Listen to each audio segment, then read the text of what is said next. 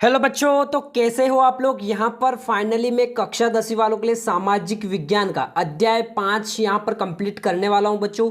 ये आपके लिए वेरी वेरी इंपॉर्टेंट होने वाला है, क्योंकि इसमें से आपका कुल अंक 4 आएगा और 4 नंबर का एक प्रश्न आएगा बच्चों आपका। ठीक है, इस चैप्टर का नाम है खनिज एवं ऊर्जा संसाधन बच्चों। ठीक है, अगर आपको 75 में से 75 लाना तो चैप्टर वाइज आपको पढ़ाई अच्छे से करनी पड़ेगी बच्चों। ऐसे ही इंपॉर्टेंट के पीछे आपको नहीं भगना है। ठीक है, सारे चैप्टर अच्छे से आपको कवर करने हैं। ठीक है, इस चैप्टर में देखो मानचित्र वाले क्वेश्चन भी पूछे जाएंगे। मैं मानचित्र का आपको अलग से बता दूंगा। अभी मैंने कुछ क्वेश्चन ऐड किए हैं, वो उनको रीड कर लो अभी आप। ठीक है, यहाँ पर पहला क्वेश्चन है बच्चों आपका, खनिजों का संरक्षण क्यों आवश्यक है। बहुत इंपॉर्टेंट क्वेश्चन है, देखो पढ़ते हैं।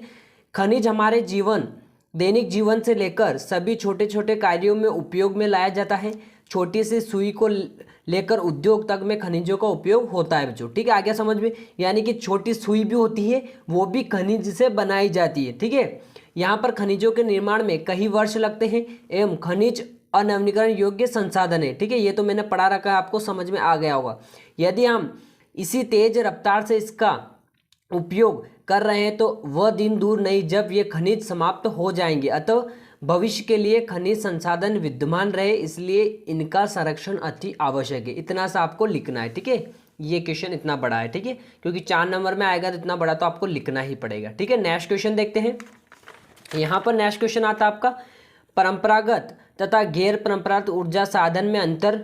ठीक है, अंतर अगर पढ़ोगे तो इनके बारे में भी आप पढ़ लोगे, कोई दिक्कत नहीं। अगर परिभाषा पूछे तो दो दो पॉइंट आप ऐड कर सकते हो, कोई दिक्कत नहीं। देखो परंपरागत साधन क्या होते हैं, देखो कोयला, पेट्रोल, प्राकृतिक गैस ऊर्जा के परंपरागत साधन है। ठीक है, यहाँ तक क्लियर।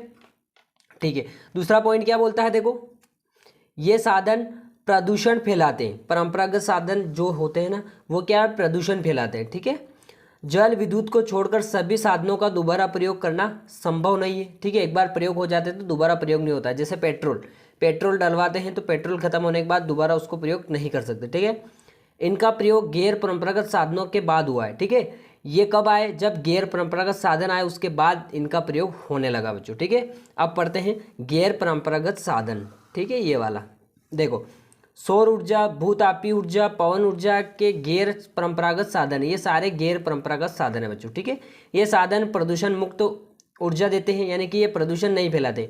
पवन ऊर्जा लगी होती है, पवन चक्कियाँ लगी होती है, तो वो कोई प्रदूषण नहीं फैलाती है। ठीक है, इनका प्रयोग निरंतर संभव है, इनका प्रयोग तो निरंतर हम कर सकते हैं। ठीक है, इनका उपयोग बहुत पहले से हो रहा है, इनका उपयोग तो बहुत पहले से हो रहा है। आपका परंपरागत जो साधन थे उससे भी पहले इनका उपयोग हो रहा है। ठीक है, नेक्स्ट क्वेश्चन देखते हैं।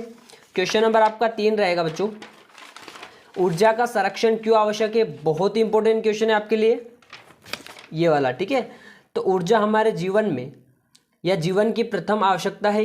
दैनिक कार्यों से लेकर कृषि, उद्योग, व्यापार, संचार, सभी क्षेत्रों और कार्यों में ऊर्जा का उपयोग होता है। ऊर्जा के बिना किसी कार्य की कल्पना नहीं कर सकते। ऊर्जा के साधन नवीनीकरण एवं अनवीनीकरण दोनों प्रकार के होते हैं। ठीक है, देखो गैर परंपरागत साधनों की बजाय हम परंपरागत साधनों का उपयोग अधिक कर रहे हैं। ये परंपरागत साधन लगातार उपयोग करने से खत्म हो जाएंगे, इसलिए इनका संरक्षण कर हम ऊर्जा का संरक्षण कर पाएंगे बच्चों। ठीक है, यहाँ पर नेक्स्ट क्वेश्चन देखते हैं, क्वेश्चन नंबर 4 आपका। ठीक है, भारत में मैग्नीज का वितरण आपको बताना है। तो कहाँ कहाँ देखो, कहाँ कहाँ पैदा होता है, कितना होता है, पूरा हम बताएंगे यहाँ पर। ठीक है, इसका वितरण, भारतवर्ष में मैग्नीज का अपरिमित भंडार बताया जाता है। यहाँ के संचित भंडार का अनुमान लगभग 19 करोड़ टन है।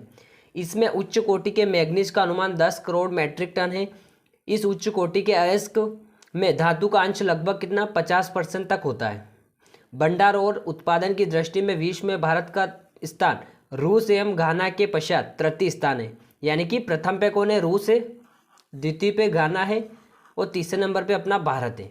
ठीक है, इस चीज़ का आपको ध्यान लगाना है। ठीक है, स्वतंत्रता के बाद वर्षों में यहाँ मैग्नीज के उत्पाद में 4 गुना वृद्धि हुई है। ठीक है, नेक्स्ट क्वेश्चन है हमारा, भारत में लो अयस्क पेटियां तथा उत्पादन क्षेत्रों का आपका यहाँ पर वर्णन करना है। तो लो अयस्क पेटियां कहाँ पर पे, देखो उड़ीसा में है झारखंड पेटी के नाम से, छत्तीसगढ़ और महाराष्ट्र में है दुर्ग, बस्तर, चंद्रपुर पेटी। ठीक है, इसका नेक्स्ट देख लेते हैं। यहाँ पर कर्नाटक में बेलारी और चित्रदुर्ग, चिकमंगलूर, गोवा और तथा महाराष्ट्र के रत्नागिरी जिला। अभी मैंने पीटीओ का वर्णन किया है, ठीक है। अभी इतना सा आपको पढ़ लेना है, ठीक है। नेक्स्ट है ऊर्जा संसाधन के संरक्षण की आवश्यकता क्यों है।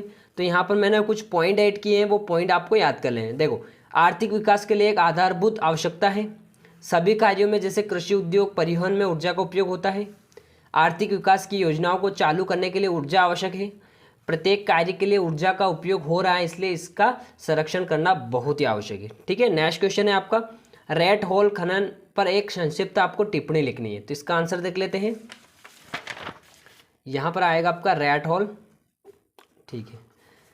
इस खनन में बच्चों या दुबले पत्ते इंसानों को काम में लगाया जाता है, ठीक है। अब क्यों लगाया जाता है आगे पढ़ते हैं। देखो, इन सकरे रास्तों में रेंगते हुए एक व्यक्ति खनन करके खनिजों को बाहर निकालते हैं बच्चों, ठीक है। छोटे बच्चे हो या दुबले पतले जो इंसान होते हैं वो क्या है, गुफाओं में जाते हैं, ठीक है, खदानों में जाते हैं और वहाँ से खनिज निकाल के बाहर लाते हैं, ठीक है। आगे समझ में।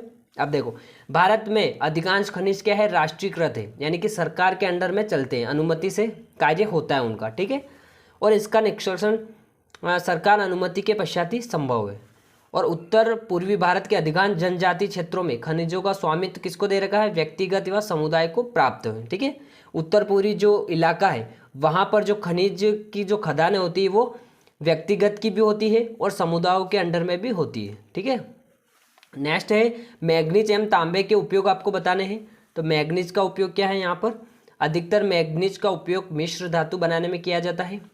स्टील में लगभग 1% मैग्नीज मिलाया जाता है, ठीक है। तो स्टील का उपयोग कहाँ कहाँ होता है, राइफल में, बैरल बनाने में, रेलवे की पटरी, तिजोरी, जेल की सलाखों लिए किया जाता है, ठीक है। नेक्स्ट इसका देख लेते हैं तांबे का। तांबे के उपयोग देखो यहाँ पर बिजली के उपकरणों के निर्माण में, सिक्के एवं बर्तन निर्माण में, मशीन उपकरणों के निर्माण में, ठीक है।